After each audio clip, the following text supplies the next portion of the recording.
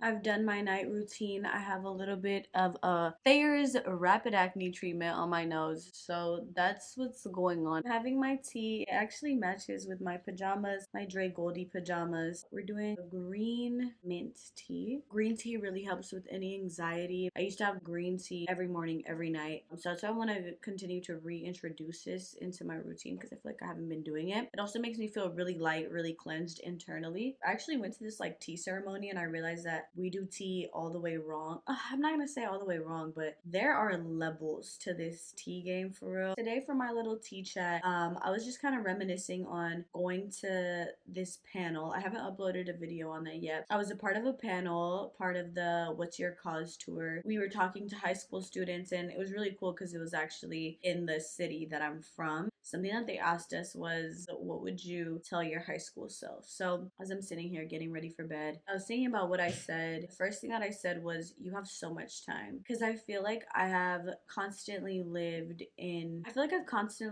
under pressure, a pressure that I assigned to myself. And honestly, I think a lot of it has to do with being on social media at a young age. So I can only imagine what high schoolers nowadays are feeling. Like, I started my social media journey in ninth grade, and the slight difference was that I was already doing things like modeling and like I didn't realize that I was creating content, but I was already on a content creator mode. I wasn't like super keen to YouTubers and people of that nature, but I was already kind of working on getting my Instagram to look a certain way, having professional pictures on there just because I was already going on photo shoots. So all of that was developing.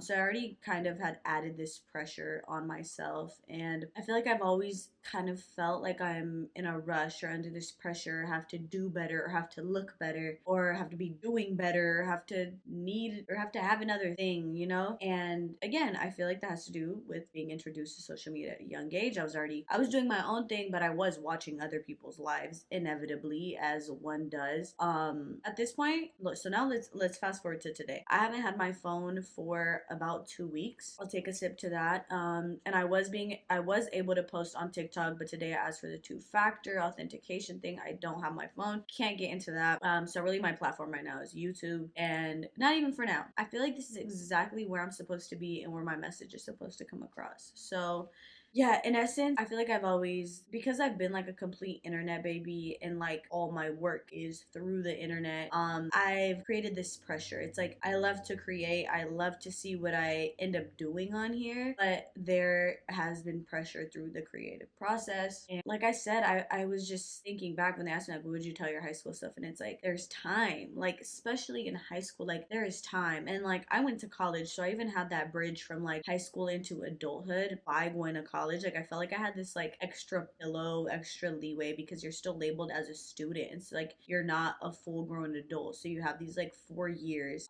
Maybe after this, I'll do a note to college self in a different video. But note to my high school self, like, you have so much time. Like, if you don't know what you want to do, that is okay. Like, there is room for exploration. Extra points for the people who knew what they wanted to do. I feel like I always did. I knew that I wanted to do something in the media industry. But I think a lot of the confusion about what you want to do comes from the people around you. I believe you know what you want to do. I believe you know what you're talented at. I believe you know what interests you. But I think you might be shy or scared of saying what you're actually into or feeling that your dreams and goals are unattainable. And I feel like that happens for a lot of high school kids. Like, you ask them, hey, what do you want to do? And it's like they hide it because they're afraid of what the responses are going to be, of what people's responses are going to be. I feel like high school is quite a self-conscious time, middle school even more, but high school is a pretty self-conscious time. So much is going on. It's like they're telling you you're about to be an adult, but like you're still a child. It's a weird period of time when you're in high school. So all in all, like, I lost my train, but damn, I was on a roll. But yeah, I was talking about being afraid of wanting to admit to yourself who you want to be. And I feel like in high school, I was quite bold about it, but I think when things started popping off for me and and I had, family members viewing the things that I was doing and hearing their criticism. That like got to me, and it made me kind of like retreat into my turtle. And I don't blame them. Like, this is not to put the blame on them whatsoever. It was just my own self-consciousness that developed after. And I am literally getting back to the time when I was in high school and I was like, no, like I'm gonna be famous. Like I'm gonna do the social media thing and I'm gonna be huge on social media. And like I just feel like I come from a background where that was never truly respected, and it was more so like, it was taboo, and like I get it, but I would tell my high school self to continue to not give a fuck about what anybody thinks and to stay committed to the dreams that you wanted and the things that you like I said, I think that's why there's a lot of confusion in high school. Not to say that your confusion is invalid if you're legit clueless and you're like, I just really don't know what I want to do. I feel like it's valid, but I feel like the younger you are, usually the more real you could keep it with yourself and you're like, this is what I want to do. I feel like it's until that fictitious clock starts ticking, whether it's after you graduate high school or after you graduate college,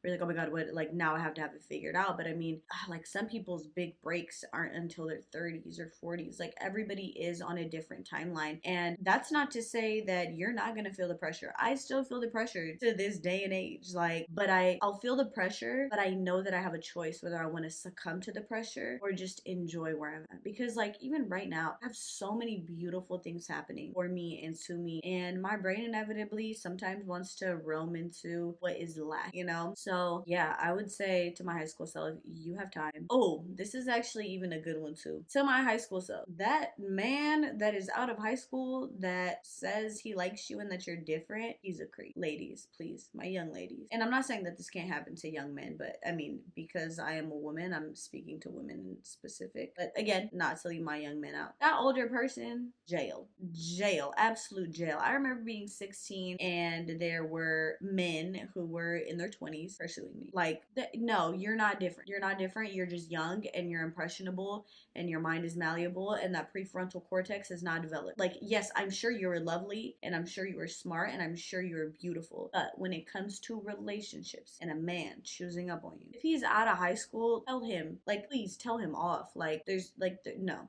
That's another thing I would tell my high school. Another thing I would tell my high school self is to not be impressed by the celebrity lifestyle. Most of them are absolutely miserable and most of the men are creepy and they don't actually want you for real. Like, focus on you and your career and then literally stick by the people who stuck by you. There is no need to chase after anybody. And I definitely would not say that I chased after anybody famous, but you get into certain rooms, you get into certain realms, and that's just simply who is there. I would say pay them no mind. Be the person who is just like untouchable. Stay out their way. Unless of course they come to you really valuing you and like honoring your opinions, honoring your thoughts. You know, this is another one. This isn't even just for my high school stuff. This is for the entire collect. Because I didn't scroll through TikTok and I hear so many horror stories of women. And again, like, not to say I am above this or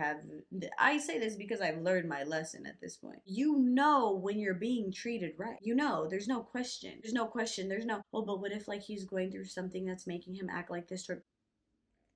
And when you have those doubts in your heart, you are not crazy. You don't have to go and take it out on him. When you start feeling crazy, don't go take it out on him. Be real with yourself. Because why are you going to even exert any energy on somebody that you feel isn't even spending their energy dollars on you, let alone even buying you flowers? He ain't even spent his energy dollars on you. He ain't even paid attention for real. He ain't even subscribed to your newsletter. Like, come on, let's. So to my high school self, to my college self, to my current self, I actually don't need this message anymore. But to whomever, to the entire collective, when you're being treated right, and when you're not. So leave all of those situations that don't feel right in your heart. So those are my 3 main things. Hope you guys enjoyed this little tea talk.